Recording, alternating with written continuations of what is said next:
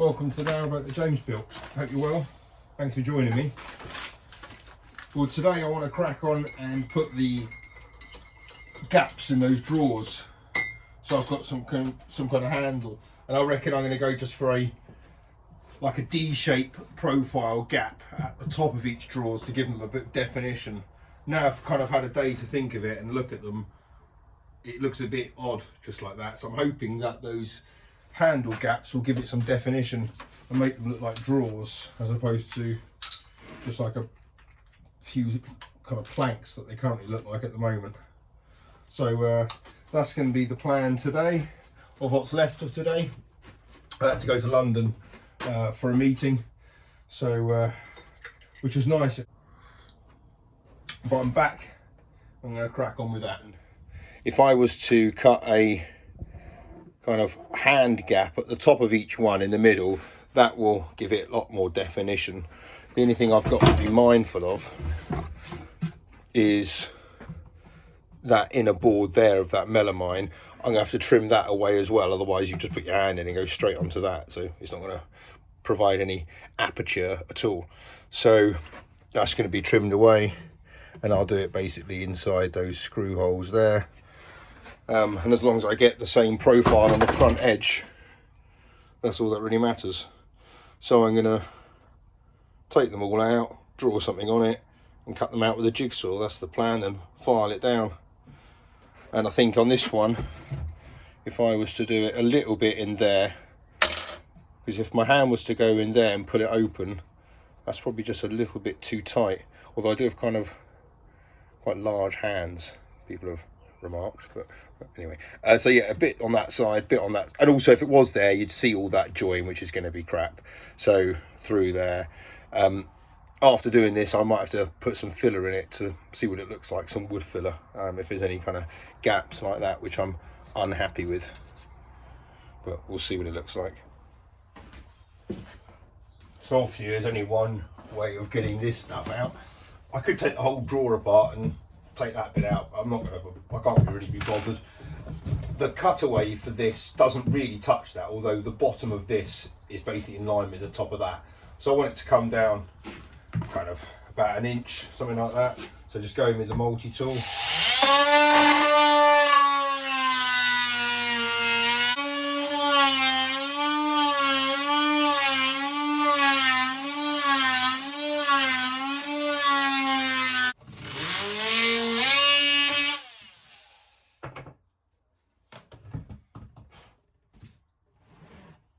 Now I need to trim out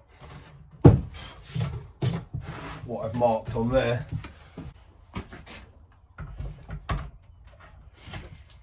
I'm going to do the small one first, I think.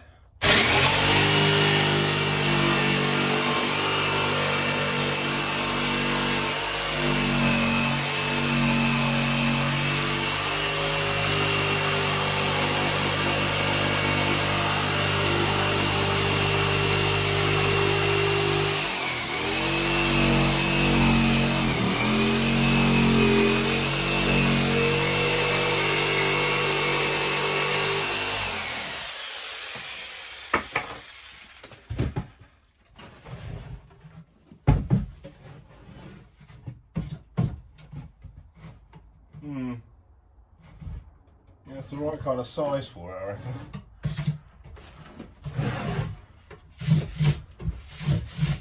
Once it's all kind of cleaned up a bit, I think it looks alright in the drawer. Yeah. Yeah, that's right. Wouldn't want it any wider.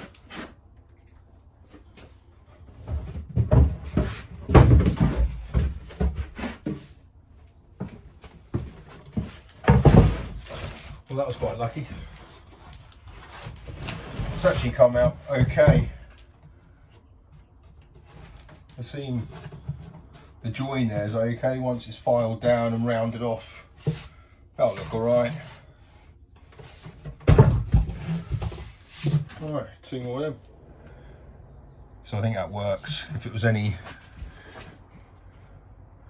wider, I don't think it would have worked as well. Yeah, that's fine.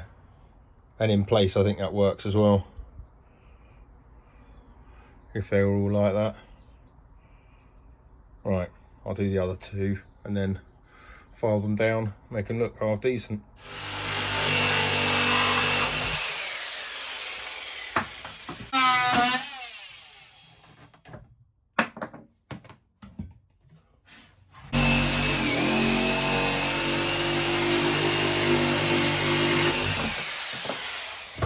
Yeah, so the initial appearances now, they look more like a set of drawers.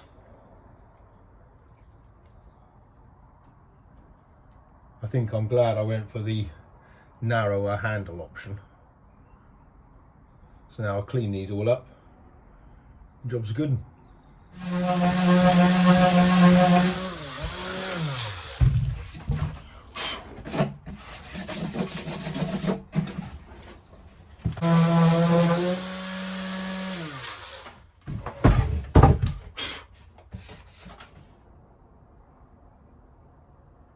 Well, I'm happy with that.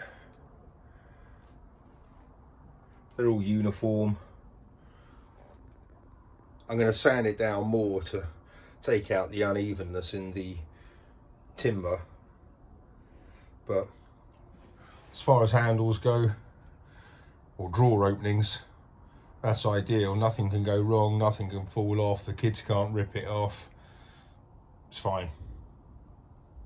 So the only last thing I need to do to the drawers now is just put a little pin in at the back. When I went back to London, one of the things I managed to pick up from the garage was some of these kind of laminate floorings. They're pretty crap, but I'm thinking that they might be quite good for lining the dinette. That pine, I reckon, is too chunky for it. I don't want it to just be painted white. But I was thinking if these kind of tongue and groove, cut them to size at the top there. They're quite a light colour. That might brighten it up a bit. Maybe just on these two internal facing sides where the table's going to be. I've also got exactly the same, but in like a dark, this is, I think this is oak. It's like a dark oak, but that'd be too dark for there. But I could look to use that somewhere on the boat.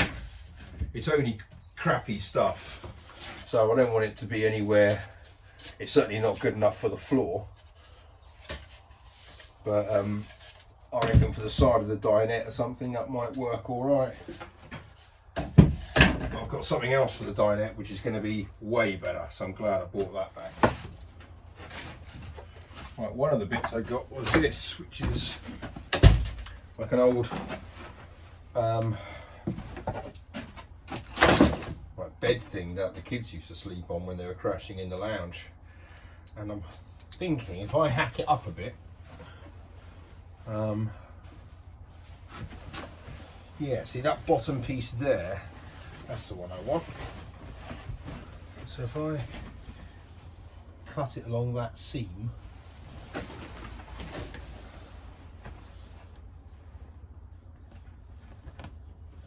we go, that's coming apart easily.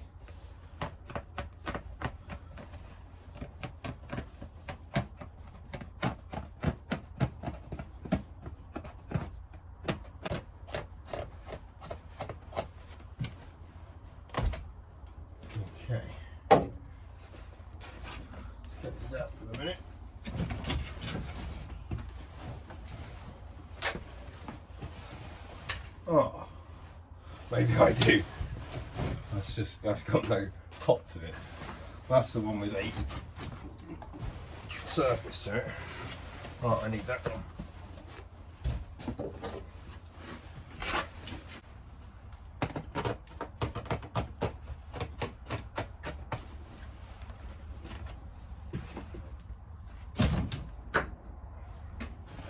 Okay. There, that fits in quite well. Yeah, I think I need something better for the actual proper dinette because I can still feel the ply underneath that, although it's pretty comfy. I mean, it'd certainly be comfortable enough to have to sit and eat dinner at. Whether you'd want to sleep on that, I don't think so, but yeah, that's good. At least I've got somewhere else to sit than that camping chair. Super. Right, good. If I put one underneath it, bear in mind this is crappy foam, so if I was to get a decent one, which didn't go up that much but kind of compressed down, oh yeah, you see that's really comfy. Yeah, if that was a sofa or something like that, oh yeah, that's what you'd want. Flick the TV on. Perfect. Well, having these dinette cushions makes all the difference. I mean, these are not obviously the final dinette cushions, but in fairness, these are going to work just fine. Size-wise, they fit pretty well. Obviously, this one's a little bit shy of the edge, but this has worked out quite well. This is just one of those kind of unfoldy mattress seat things that you get. I think I bought this from Argos a few years ago for like 30 quid or something. So for the moment, this is going to work out a treat. I do need to obviously figure out the back of this and the hinging of the underneath. I got some more storage boxes whilst I was back home as well, so I can start to kind of make sense and tidy up down here. The galley's looking much better now. Now the drawers are in and everything like that, it's all kind of taking shape. A few people have rightly commented about my priorities, if you like. Well, not if you like, my priorities. Namely power and water. So just kind of briefly bring you up to speed, I've got 2 solar panels here. I'm basically waiting for a better setup than what I can afford, essentially. So I was looking to get new solar panels, new batteries and a new charger. The reality is the only thing I'll be able to get is the new charger, because I don't have that. I'm gonna have to make do with the existing batteries and these 2 solar panels I've already got, and I'll basically add to it as need be. The saving grace is that we're coming into the summer, so the smallish solar panels that I do have will probably be sufficient, and then towards the autumn and winter I should have scraped enough cash together to increase my solar capacity. So that will be done, I reckon, in the next couple of weeks. Battery box is in. I'm going to start building the electrics cupboard, so once the charger's here and it's all kind of come together, then that should be quite a simple process. The other thing is hot water, or any water. I can't really have cold water because of all the pumps until the panels and the solar and the electrics cupboard is pretty much done, because I can't run it any other way. So again, a couple of weeks until cold water. Hot water, I think I'm going to go for a instant hot water gas heater, for various reasons which I'll come on to another time, but for the sake of answering your priority questions, that's what I'm going to go for. 95% sure that's what I'm going to go for. That will provide me hot water to the galley and the bathroom. It means having a hot water heater in the galley with another flue going through the roof. So I'm going to hopefully line that up with the existing chimney, so they're kind of both there. But now I've got smaller solar panels to consider, that shouldn't be too much of a problem. So that's kind of where we are with that stuff. In terms of, so really I'm not going to do much else with it apart from just lay down a bit more electrics between now and then. So you'll still see me crack on with kind of jobs which you deem to be lower down the priority list. It's only because until the charger gets here and the boiler comes and the gas man's going to put that in, Dale will put that in. So there's not really much for me to do with that. I'm most likely to get my fridge and oven in the next couple of weeks. So whilst Dale's here, I'll get him to whack in the oven at the same time as he puts in the hot water heater. So really the things I want to crack on with are carrying on making this comfortable environment in which to work. So for that I need my bed sorting out, basically dinette's done, a table's no problem, but Wi-Fi is the main thing. So I've ordered my SIM card, I've got a data only SIM coming tomorrow. Whilst I was in the West End, I got them to sort out my computer, so that's all fine. So work-wise I'm all hunky-dory, which is good news, because my bosses watch this, so yeah, I'm all set up, guys. Couple of things have arrived for me in the post today. Well, I'll say for me, this one is addressed to Captain J Slow Patrol. So I think it's one of the first things that Slow Patrol have had.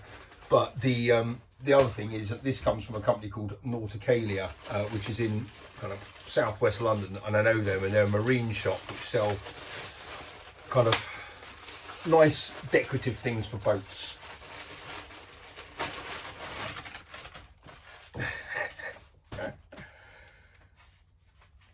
Dear Carol, thank you for your order. We hope you are delighted with your purchase. Right.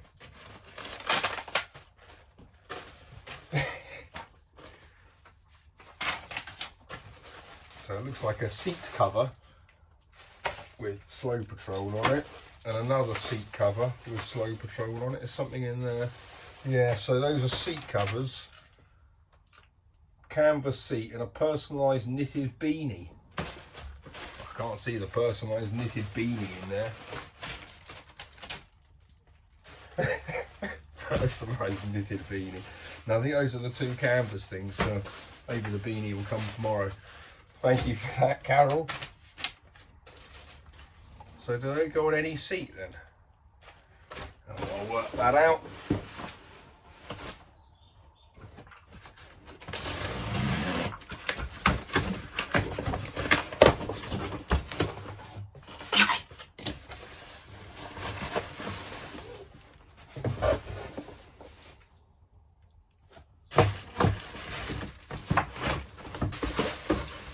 Something else in this one, hidden at the bottom. A non-slip serving tray. Oh, that's cool.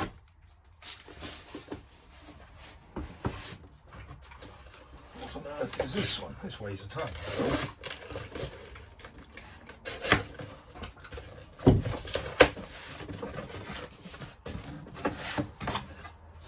Whoa. Tumblers. Excellent. 6 tumblers. These ones are good because if they drop on the floor they tend not to smash, and bear in mind it's a boat where there's quite a lot of movement. Fantastic. Well, thank you to whoever has sent that. There's no note with that, but that's great. Non-slip trays. Sweet.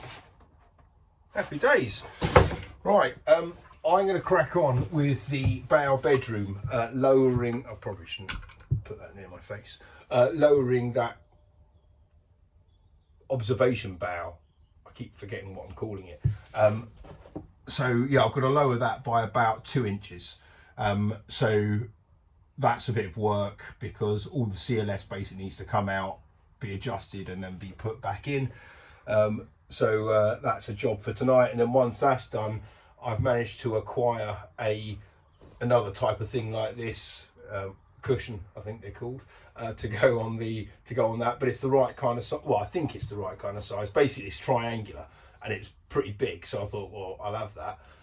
So I'll see if that fits. But I'll do it once it's in place because obviously it's got to be lowered, which means that the area of it becomes smaller.